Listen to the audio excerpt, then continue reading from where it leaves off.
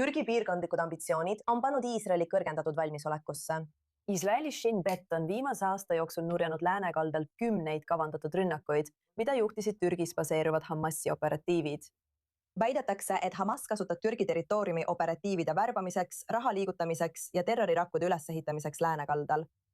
Samal ajal hoiatavad Iisraeli teadlased, et Ankara laiendab oma mõju Süürias ja Liibanonis, hoides isegi suhtluskanaleid avatuna Hezbollahga, kui see teenib Türgi laiemat eesmärki piirata Iisraeli piirkondlikku tegutsemisvabadust. Seega on mure selles, kas Erdogani Türgist on saamas strateegiline platvorm surve avaldamiseks Iisraelile alates läänekaldast kuni Süüria ja isegi Liibanonini.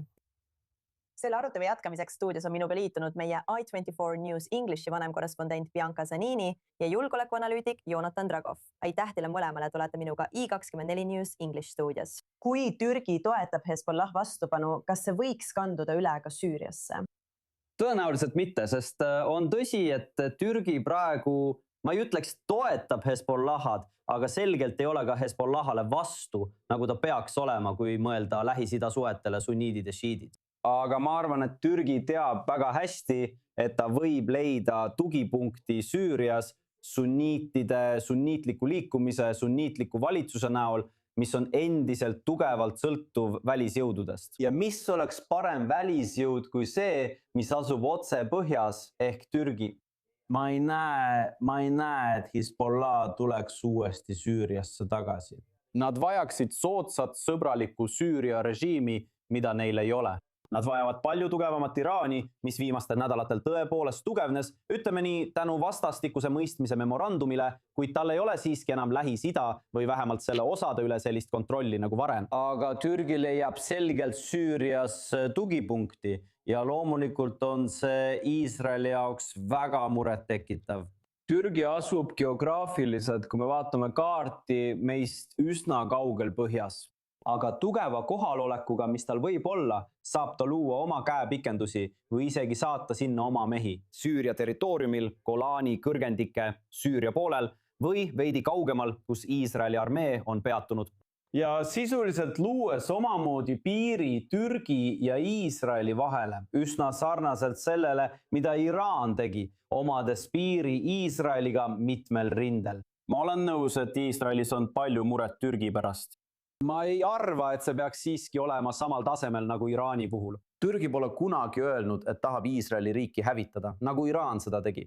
Kuid see on siiski muret tekitav, sest oleme kuulnud väga muret tekitavaid kommentaare president Erdoganilt. Bianca, kuidas see kõik siis Türgi suurematesse piirkondlikesse eesmärkidesse sobitub? Me räägime nende vaatenurgast piirkonnale, aga juba järgmisel kuul on kõik NATO liitlased Ankaras koos.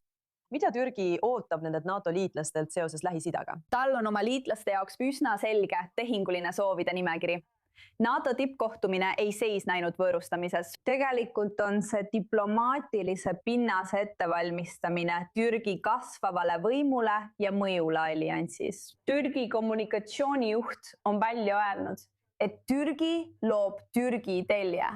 See tahab maailmale näidata, et tema positsioon, tema omamoodi neosmanlik projekt laieneb ning tal on NATOs palju rohkem sõnaõigust ja ta on rohkem keskmes kui varem. Kui rääkida sellest, mida ta NATOlt küsib, siis üks asi on see, et oleme näinud, kuidas Türgi on korduvalt blokeerinud ja vetostanud igasuguse koostöö või tulevase koostöö, igasuguse suhtluse Iisraeliga. See hakkab sellele vastu seisma. Seal ei juhtu suurt midagi. See saab teistelt NATO liikmetelt selge ei, kuid kindlasti käib juba see tants, see surve. See soovib samuti vabadust tegutsemiseks Süürias ja Iraagis, et neutraliseerida kurdi jõud. See on ilmselt suund, kuhu see nagunii liigub. USA, Ameerika Ühendriigid lasevad tõenäoliselt Türgil sellega rohkem tegeleda ja ise astuvad sammu tagasi. See soovib samuti ligipääsu lääne kaitsetarneahelatele.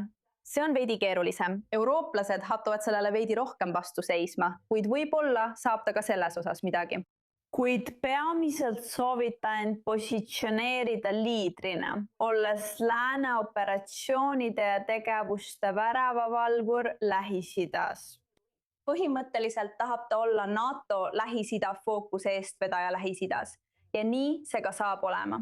Jonathan, lähme nüüd tagasi selle juurde, mida me läänekaldal näeme. Türgi toetus Hamasi lausa võõrustamine. Türgi toetus Hezbollaha vastupanule. Kuidas see kõik siis läänekaldal terrorit tegutab? See on ilmselge, sest Türgi suunab esmalt raha nendele, keda Iisrael peab läänekaldal mitte millegi muu kui terrorirakkudeks. Türgi pole kunagi varjanud ega üritanud varjata oma tugevat toetust Hamasile, olgu see diplomaatiline, sõjaline või rahaline. Ja ennekõike toimub rahastamine. Ma ei nimetaks seda võib-olla Türgi rahaks. See võib nii olla, kuid on selge, et Ankara ja Istanbuli poolt lubatakse sellel juhtuda.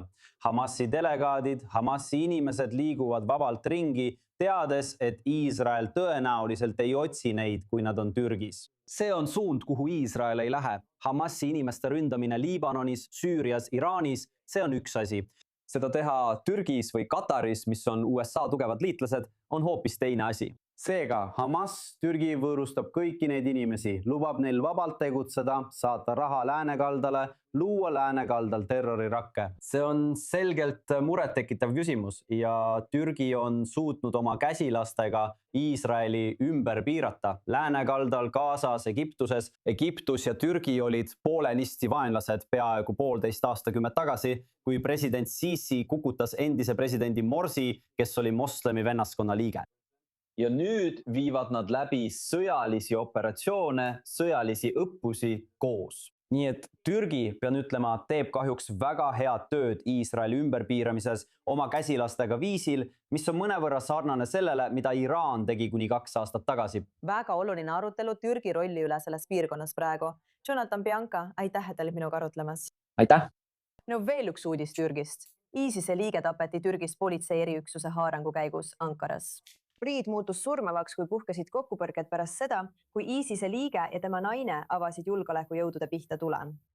Selgus, et ta kasutas TikToki suhtlemiseks ISISe juhtidega, kes andsid talle juhiseid rünnaku korraldamiseks Türgis. See politseireid toimub ajal, mil julgeolekujõud tõhustavad terrorismivastast võitlust enne järgmisel kuul Ankaras toimuvat NATO tippkohtumist.